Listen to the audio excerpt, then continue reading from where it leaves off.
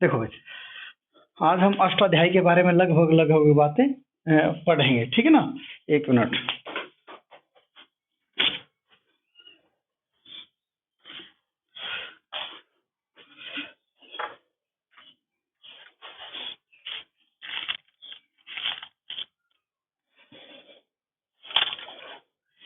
एक मिनट रुकिएगा बस।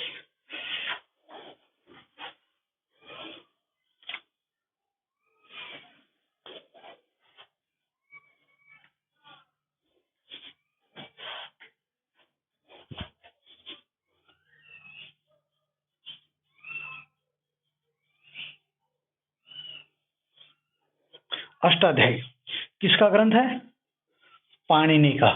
कोई भी नोट्स को उतारना नहीं है, उतारने में टाइम वेस्ट होगा। ये सारी रिकॉर्डिंग आपको मिल जाएगी, ये सारी रिकॉर्डिंग अभी जस्ट आपको मिल जाएगी। उतारने में आप टाइम वेस्ट मत कीजिए। इसमें 8 अध्याय है, 8 अध्याय और 4, एक अध्याय में 4 पाद है, तो कुल 32 पाद है, ठीक है। 14 माहेश्वर सूत्र है, 14 माहेश्वर सूत्राणि। 14 माहेश्वर सूत्र ऐ ओं ऋ लृ ए ओं अयो छेरोटलनियम गणनम झ भय गढ़ दस जब गढ़ दस खप चट तचट तो कप सर हल, सबको पता है। उनमें बात करें तो ना दोबारा, अगर आपको कोई दिक्कत है, मैं ज्यादा स्पीड से पढ़ा रहा हूँ, कोई आप बोल के बता सकते हो। और ह भी दोबारा, ये दोबारा चुका क्वेश्चन सूत्रों में, ह दोबारा या, ठीक है। फिर जब आगे बढ़ते हैं तो इसमें 3983 कुल सूत्र है, कुल सूत्र, कुल सूत्र। हो सकता है आंकड़ा आगे पीछे भी हो, ठीक है ना, थोड़ा बहुत मिलता जुलता हो जाता है, ठीक है। इसका प्रथम सूत्र है, प्रथम सूत्र वृद्धिरादेश, वृद्धिर आदेश। ये वृद्धि संज्ञा करता है। मैं बोल के बता रहा हूँ, बहुत सारी चीजें लिखूंगा नहीं, बोल के बता रहा हूँ, अब बाद में नोट्स तैयार करता है। अंतिम सूत्र है इसका, अंतिम ये समृद्ध संज्ञा करता, समृद्ध, ठीक है ना। तो इस प्रकार से आपसे ये चीजें पूछी जा सकती हैं। फिर कौमुदी के 3 पार्ट है। नंबर 1 वरदराज, जो वरदराज है इसने 2 पार्ट बनाए हैं, लघु सिद्धांत कौमुदी और मध्य। जो सिद्धांत कौमुदी आपकी वो है भट्टोजी दीक्षित की, भट्टोजी दीक्षित की, ठीक है ना। हो सकता है लिखाई मेरी आपसे मिलती जुलती हो, इसलिए थोड़ा ज्यादा समझ में आ रही होगी, ठीक है ना। वो कोई मैं इश्यू नहीं, मैं बोल बोल के बता रहा हूँ, सारा आपको रिकॉर्डिंग मिलेगा।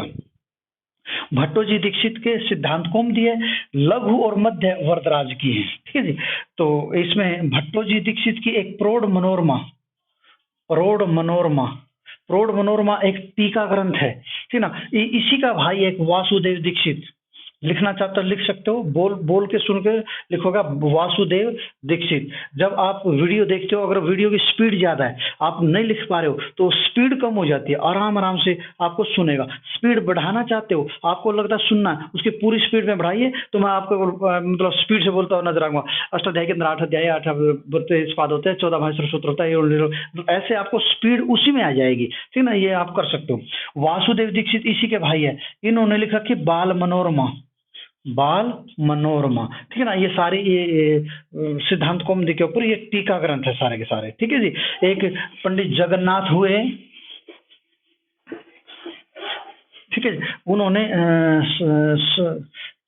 पंडित जगन्नाथ ने, पंडित जगन्नाथ, इन्होंने भी मनोरमा कुछ मर्दनम, मनोरमा कुछ मर्दनम करके उन्होंने इसकी टीका के ऊपर, टीका की मतलब जो बाल प्रौढ़ मनोरमा भट्टोजी दीक्षित की प्रौढ़ मनोरमा, उससे चिढ़कर इस प्रकार से उन्होंने बनाई थी, ठीक है जी।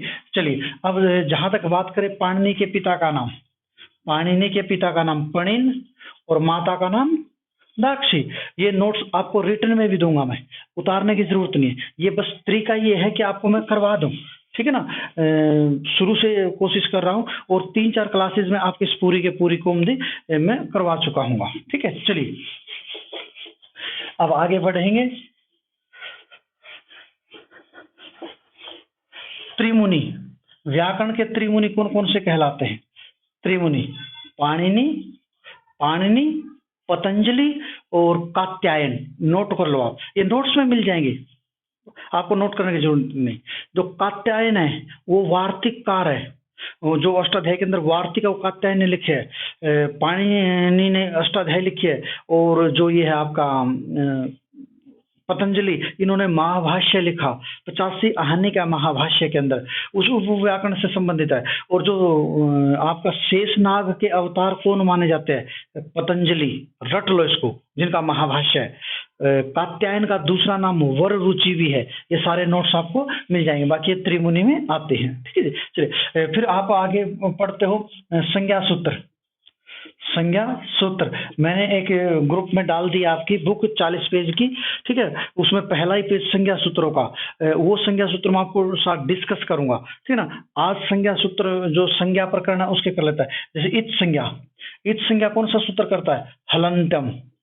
हलंतम, किसी भी शब्द का अंत में हल हो, जैसे महत, इसकी दो कंडीशन है, एक तो हल की करेगा, एक अंतम लास्ट की करेगा, ये इत संज्ञा करता है।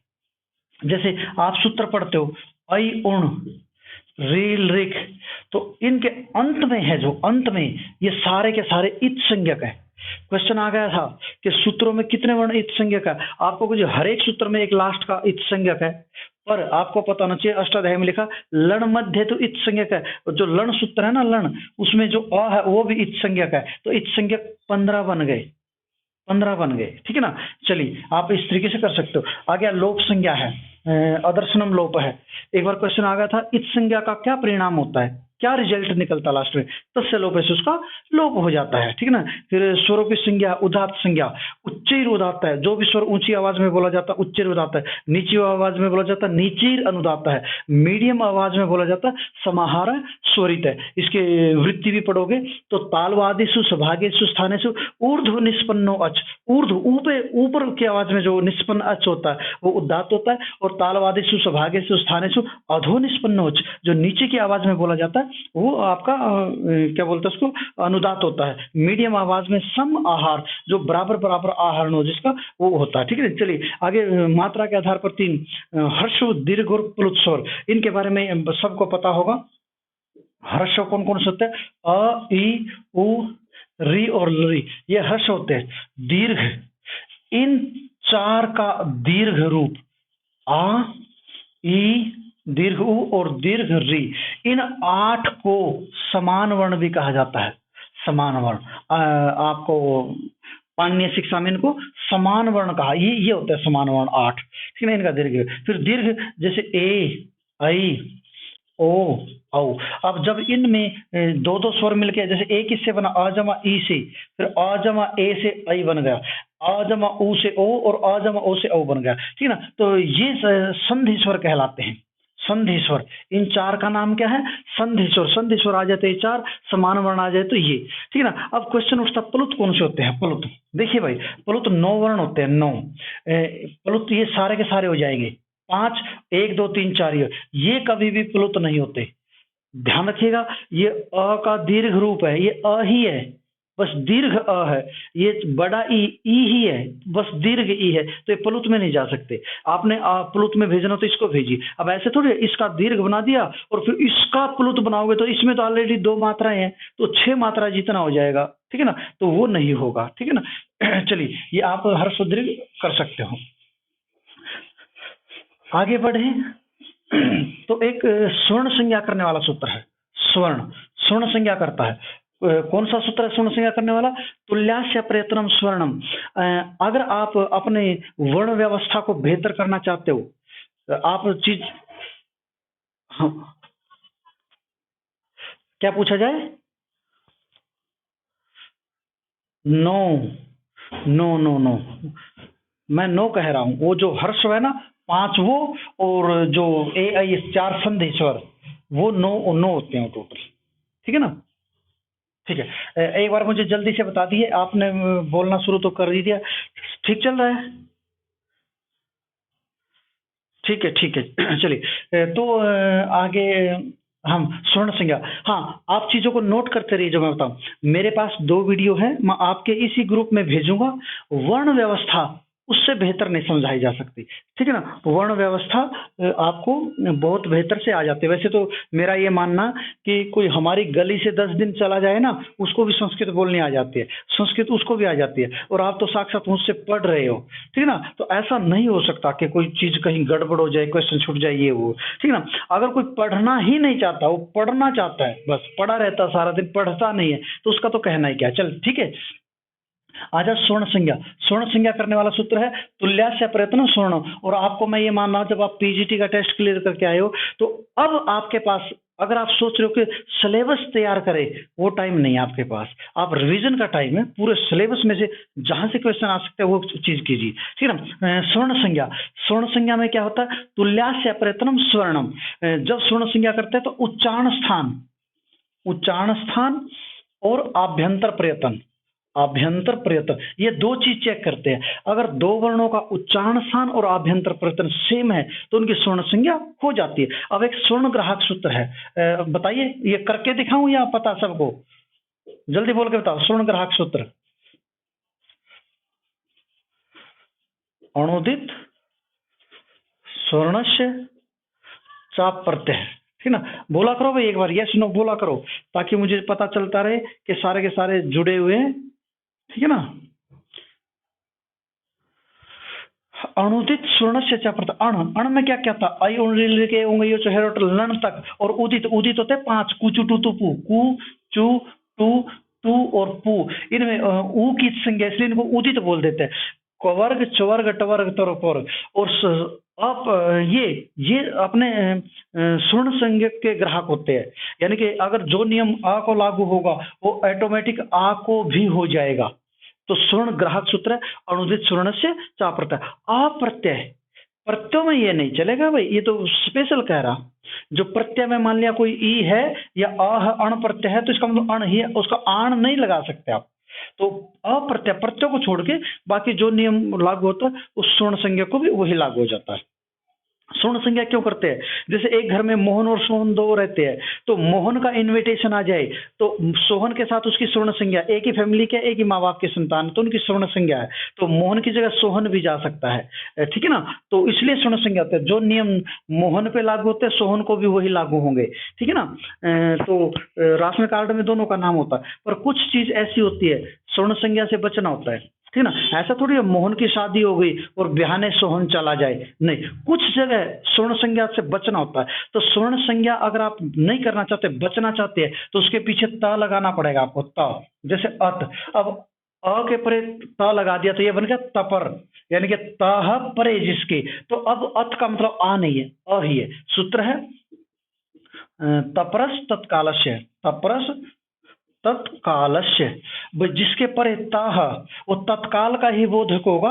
उससे काल, काल का मतलब मात्रा, टाइमिंग ऑफ प्रोनाउंसिएशन, उच्चारण का समय, वो मात्रा कहलाता है, उस काल का बोधक होगा, ज्यादा का बोधक नहीं होगा। चल ठीक है जी, पता चला कुछ?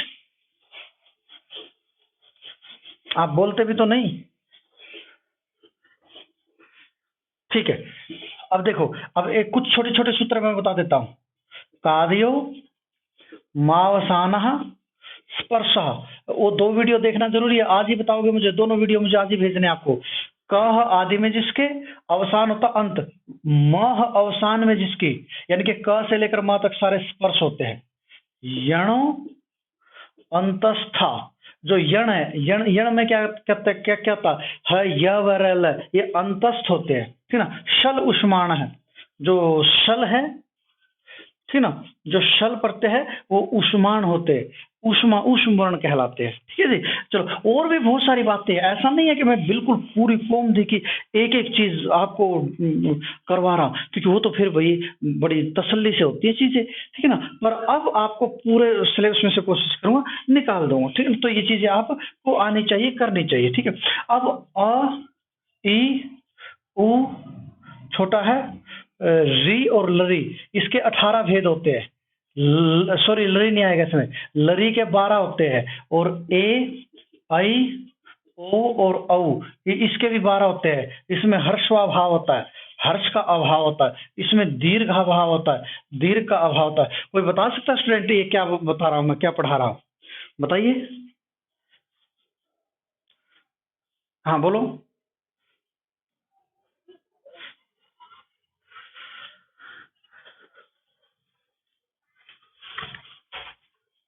हम्म,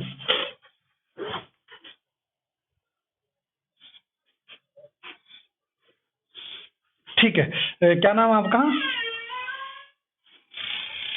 सीमा जज्जर से,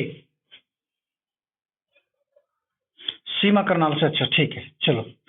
हर्षो, दीर्घ और प्लुत, ठीक है। देखो ये अ है, ये अ है, ये अ है। आप कहोगे जी दीर्घ अ तो आ होता है, मान लिया। प्लुत अ तो ऐसे लिखते हैं, मान लिया। और मैं कह तो अ ही रहा हूं। अब मैं कह दूंगा छोटी ई तो ऐसे है, मैं कह दूंगा दीर्घ ई तो ऐसे है तो ये दीर्घ ई ही, तो ये ह तो दीर्घ अ ही। हाँ, बोलने में डबल मात्रा लेगा, ऐसा हो। ये तिगुनी मात्रा लेगा, ऐसे ये तिगुना समय लेगा। है तो ये तीनों जब मैंने दीर्घ का टैग इसके ऊपर लगा दिया तो आपको अब आ लिखने की जरूरत नहीं है। दीर्घ अ का मतलब वही होता, समझे? तो तीन प्रकार का ये होगा। जब तीन प्रकार के अ को मैं चिल्ला के बोलूंगा, उदात्त करके बोलूंगा, उदात्त, ठीक ना, तो तीन प्रकार का होगा। और जब मैं अनुदात करके बोलूंगा, तीनों प्रकार के अ को बिल्कुल आराम से बोलूंगा, नीची आवाज में बोलूंगा तो अनुदात, और स्वरित जब मैं मीडियम आवाज में बोलूंगा तो ये हो गया स्वरित। तो ये 9 प्रकार का होगा, एक अकेला अ 9 प्रकार का। हर एक जो स्वर होता है वो अनुनासिक होता है, ठीक है ना। हर एक स्वर, हर एक स्वर अनुनासिक होता है। अनुनासिक संज्ञा करने वाला सूत्र कौन सा? मुख नासिका वचनो, मुख नासिका वचनो अनुनासिक, ठीक ना। मुख सहित नासिक या उच्चार्य मानो वर्णो अनुनासिक संज्ञा से आप, यानी कि मुख और नाक दोनों से जो बोले जाए वो अनुनासिक होता है। अनुनासिक केवल केवल स्वर होता है। पर तीन व्यंजन ऐसे हैं, यवला द्विधा, तीन व्यंजन ऐसे हैं जो व्यंजन होते हुए अनुनासिक हो जाते हैं। इसलिए आपको बहुत बार आधे व के ऊपर, आधे य के ऊपर, इनके ऊपर चंद्र बिंदु मिल जाएंगे, ठीक ना। पूरा जरूरी नहीं है ये हलंत हो तब भी चंद्र बिंदु, क्योंकि ये यह वाला अनुनासिक और निरनुनासिक वैसे दो प्रकार का हो जाता है। बाकी सारे व्यंजन अनुनासिक में जब ये अनुनासिक हैं तो ऐसा, जब ये निरनुनासिक पहले थे तो ऐसा, तो ये 18 प्रकार के हो गए। लरी दीर्घ नहीं होता, लरी को आप यहां नहीं रख सकते। तो छे ए आई ओ औ, इसमें दीर्घ का अभाव होता है। यह वाला, ये वाला द्विधा, यह वाला दो प्रकार का होता है, एक अनुनासिक, एक निरअनुनासिक। आप ये कहोगे जी व्यंजन तो अनुनासिक होते नहीं, अनुनासिक तो केवल और केवल स्वर होते हैं। तो ये तीन व्यंजन ऐसे हैं जो अनुनासिक भी हो जाते हैं, ठीक है जी। जैसे आप जब तोरली सूत्र को पढ़ोगे वहां पर, तो विद्वान जमा लिखती, तोरली सूत्र ता को तोर्ग से पहले तो कर देता है, तो ये विद्वान, और वहां पर आधा ल और उसके ऊपर चंद्र बिंदु था, क्योंकि ल के स्थान अनुनासिक के स्थान पर वर्ण आएगा तो अनुनासिक होके आएगा, अनुनासिक होकर आएगा चंद्र बिंदु। तो ये ऐसा है। बाकी कहीं भी आपको आधे पे नहीं मिलेगा, ठीक है ना। चलिए मान लो कि आपको समझ में आ गया। दीर्घ में ए आई ओ औ इनको दीर्घ का अभाव होता है, दीर्घ में नहीं रख सकते, ठीक ना।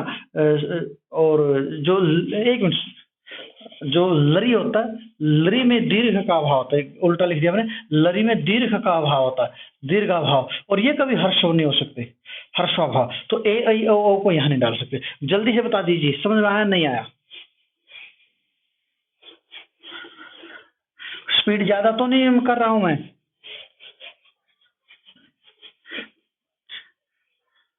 हाँ, ठीक है ना।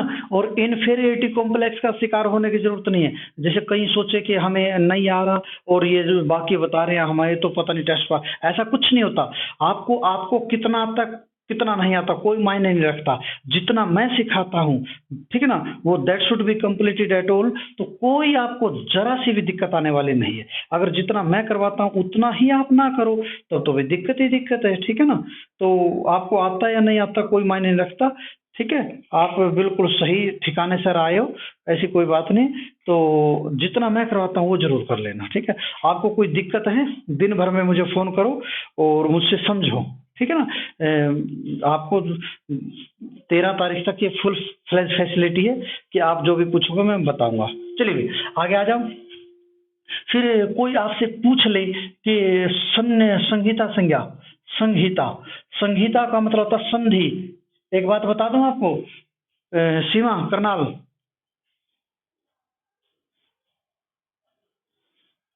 संधि शब्द पुल्लिंग है, स्त्रीलिंग है, नपुंसकलिंग है?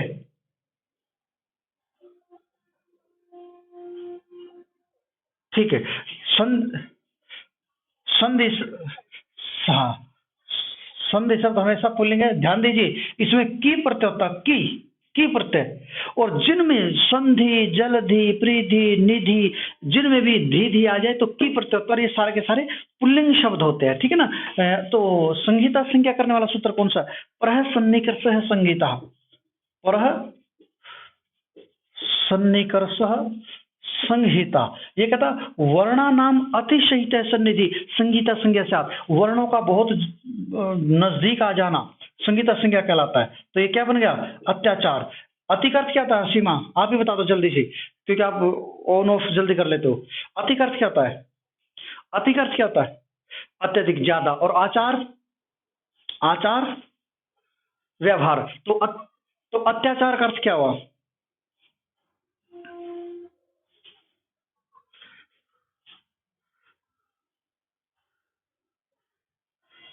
अधिक व्यवहार का।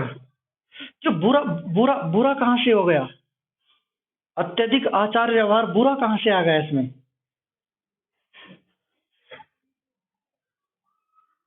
तो अति का अर्थ अत्यधिक होता है। आप पढ़ाई अति करोगे, पढ़ाई अत्यधिक करोगे तो बुरी क्या बात हुई इसमें?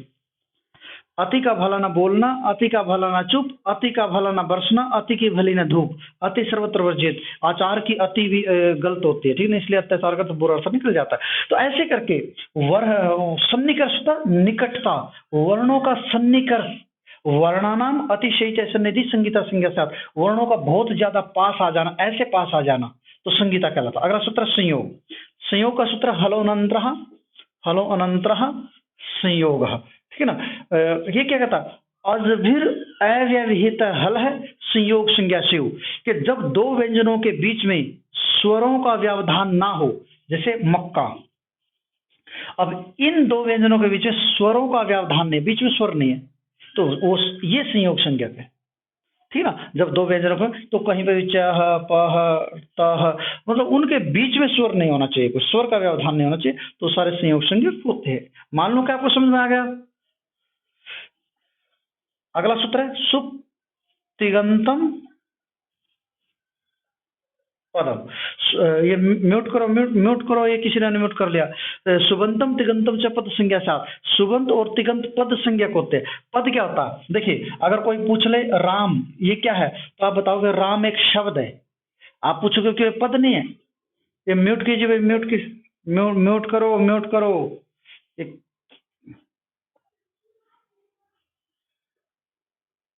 ये सुशीला, सुशीला आपके यहाँ से आवाज है, म्यूट क्यों नहीं करते आप? म्यूट म्यूट करो इसको।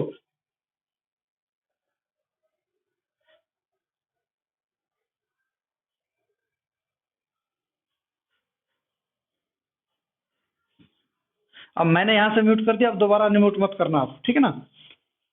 सुप तिगंतम पदम, सुबंतम तिगंतम से पद संज्ञा से आप बोलोगे इसमें सुप प्रत्यय तो है ही नहीं। सुप प्रत्यय कितने होता है? 21। सु औज समोर सुप, ये 21 प्रत्यय है ही नहीं इसमें, तो कहां से? जब ये बन जाएगा अब पद बन गए।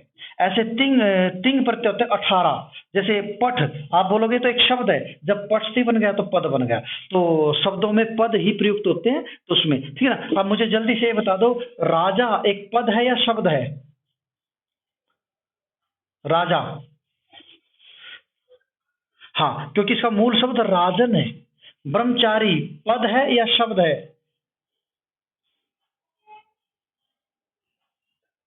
ठीक है, पद है, क्योंकि इसका मूल शब्द ब्रह्मचारिण है, ठीक है ना। अच्छा, वारी एक पद है या शब्द है?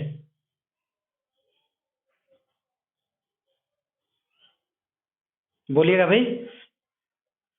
ये पद भी है, शब्द भी है, क्योंकि इसका मूल भी यही है, और प्रथमा के वचन यही बनता है, वारी वारी नहीं वारी नहीं। सुनिए भाई, आपसे ऐसे भी पूछा जा सकता है। अब मैं आपको तरीके बता रहा हूँ, ये याद आपको करना पड़ेगा। शब्द रूप सारे घोट दो। जब वारी के शब्द रूप चलाओगे ना, तो कट आएगा, कट। वारिणी, वारिणी, आप ऐसा करोगे। देखो, वारी में र में बड़ी की मात्रा है, सॉरी छोटी की मात्रा है, फिर बड़ी की, फिर छोटी की। और इसमें कट होता है, यानी कि र पे छोटी की मात्रा आ गई तो ण पे ऑटोमेटिक छोटी की है, इधर बड़ी की आ गई तो इधर छोटी की आ गई तो इधर बड़ी, एक जैसी मात्रा नहीं मिलेगी। क्लियर है? और कट आएगा छोटी बड़ी छोटी, ठीक है ना, छोटी बड़ी छोटी। और जब इधर बड़ी आ गई तो ण पे छोटी, और इधर छोटी आ गई तो ण पे बड़ी। याद रह जाएगा ये? ठीक है, तो ऐसे शब्द रूप आप तैयार कर लीजिए। अब मैं थोड़ी शब्द रूप आपको तैयार कराऊंगा, मैक्सिमम भू और एद 10 लकारों में तैयार कर लीजिए, 10 लकार में आ सकते हैं, ठीक है ना। और बाकी जो धातु शब्द रूप जितने मैक्सिमम आप कर सकते हो उतने कीजिए। बहुत सारे याद भी होंगे आपको, ठीक है ना, ऐसी बात नहीं है, तो उनको लेके आप आगे बढ़ सकते हो। चलिए भाई, अब ये था आपका संज्ञा प्रकरण। अब संधि पे आएंगे हम। संधि, संधि 3 प्रकार के थे, स्वर संधि, व्यंजन संधि, विसर्ग संधि, सभी को पता। जो स्वर संधि है, स्वर संधि, ठीक ना, स्वर संधि का एक नाम अचसंधि भी है, अचसंधि। क्लियर है? ठीक ना। अब इसमें से कहां कहां से आएंगे? पहले संधि इसमें यण संधि, यण, यण संधि का मेन सूत्र है इको यणची, ठीक है जी। जैसे सुधि जमा उपास्य। अब यहाँ पर इको यणची से इस ये यण संधि की मैं वीडियो भेज दूंगा आपको, मोटा मोटा बता रहा हूँ, बिल्कुल विस्तार से कराई हुई वीडियो भेज दूंगा। और जो चीज मैं ये कह रहा हूँ ना, भेज दूंगा, नोट कर लो।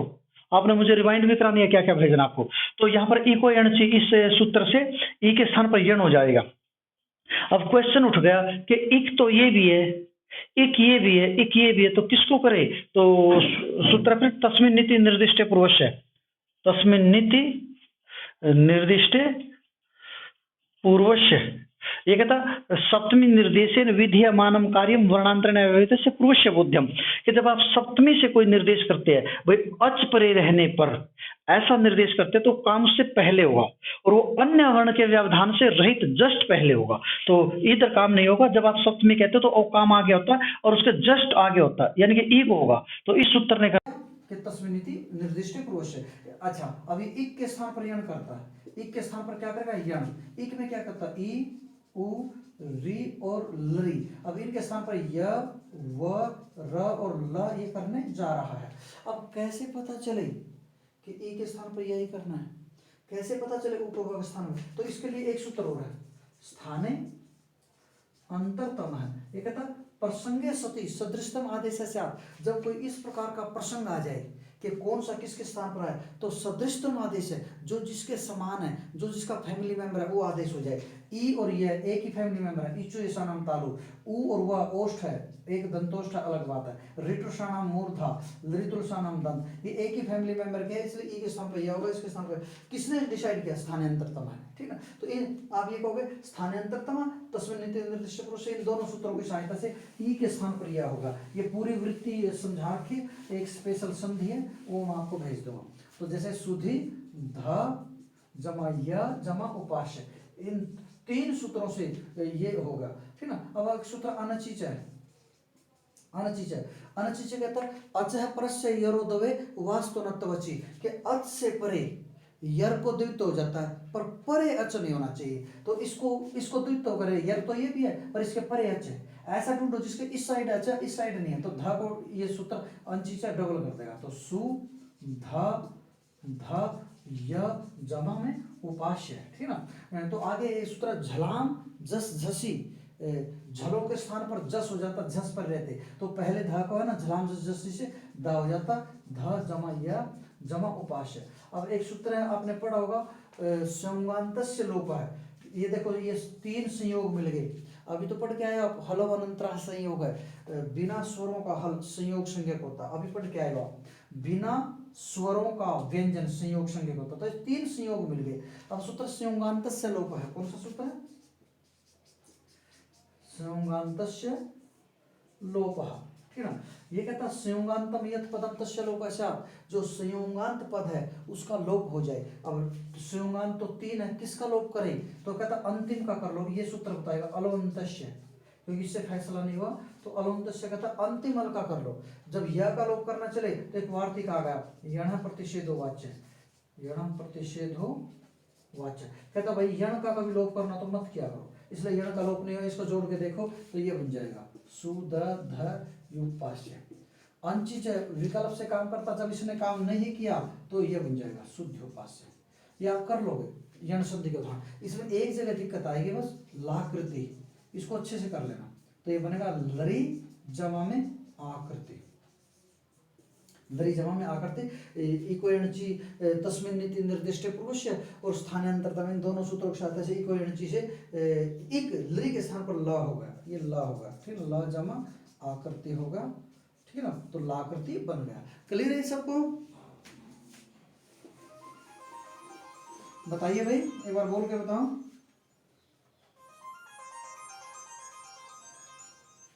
अच्छा अच्छा अच्छा, हेलो, हाँ क्लास ऑफ होगी क्या भाई? 1 मिनट रुको, 1 मिनट।